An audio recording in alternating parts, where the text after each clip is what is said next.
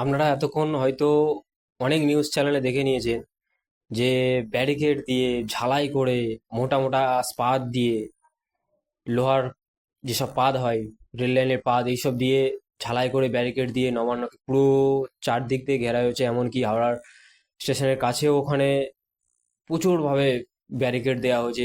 এমনকি সিমেন্ট দিয়ে ঢালাই করে রাস্তা খুঁড়ে পুল পোতা হয়েছে যাতে ব্যারিকেড যাতে না ভেঙে যায়।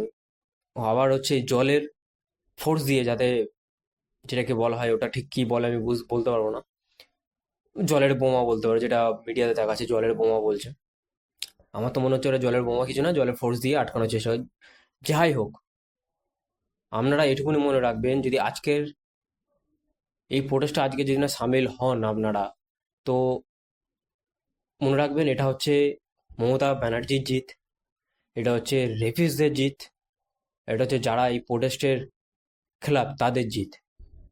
এটুকুনি আপনারা মনে রাখবেন যে এই 10 লক্ষ টাকাটা যেটা মমতা ব্যানার্জি ওই পরিবারকে দেওয়ার জন্য বলেছিল, সেটার জন্য আপনারাও তৈরিও থাকবেন।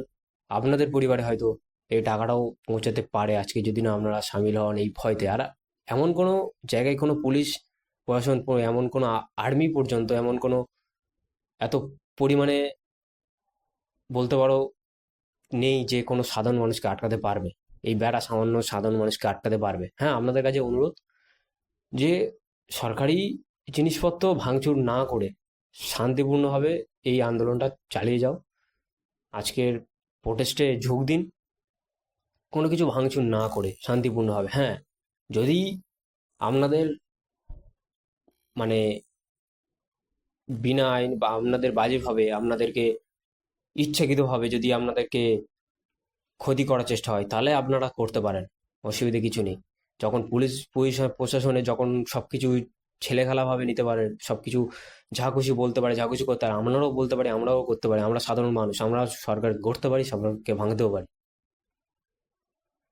আপনারা একটুখানি মাথায় রাখবেন যে এই সামান্য কয়েকটা বেড়া, লোহা দিয়ে বেড়া করেছে, এতে আপনারা ভয় পাবে, আপনারা ভয়তে বাড়ি বসে থাকবেন। আমাদের ভয় পাওয়ানোর জন্য এত কিছু করা হয়েছে।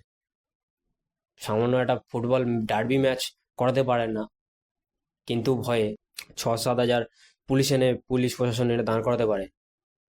আপনাদেরকে অনুরোধ, ভয় পাবেন না। আমিও আছি, আপনারাও থাকুন, কিন্তু প্রোটেস্টে যান। আমিও যাবো প্রোটেস্টে, আপনারাও প্রোটেস্টে যান।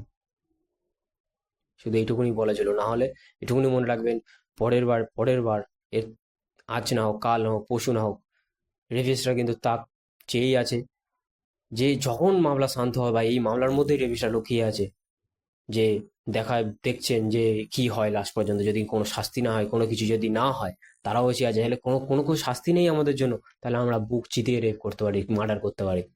তারাও ওত পেতে আছে, আপনার মা, বোন, দিদি, বোন, মেয়ে, সবার দিকে তাকিয়ে, যে কখন তারা ঝাঁপিয়ে পড়বে তাদের উপর।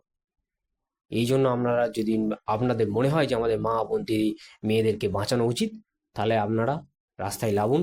আর সামান্য এই কটা বেড়া পুলিশকে দেখে ভয় পাবে না। এই পুলিশ তো, এরা তো শুধু প্রমাণ লোপাটের জন্য, মমতাদির চটি চাটার জন্য রয়েছে। আমরা সেই চটিটাকে ছিঁড়িয়ে নিই।